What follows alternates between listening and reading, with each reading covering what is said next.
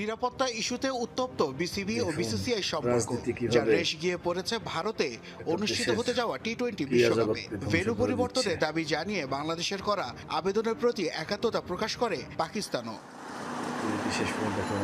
আইসিসির বোর্ড সভায় ভোটাভুটিতে হেরে যাওয়ার পর সিদ্ধান্ত জানানোর ডেডলাইন ছিল গেল বৃহস্পতিবার। ভারতে দল না পাঠানোর অনড় অবস্থানের ঘোষণার পর অবশ্য গেল 48 ঘন্টায় আনুষ্ঠানিকভাবে কিছুই জানায়নি আইসিসি। অবশেষে শনিবার সন্ধ্যায় আইসিসি মেইলের মাধ্যমে জানায় এবারের বিশ্বকাপে থাকছে না বাংলাদেশ, সি গ্রুপে যুক্ত করা হয়েছে স্কটল্যান্ডকে।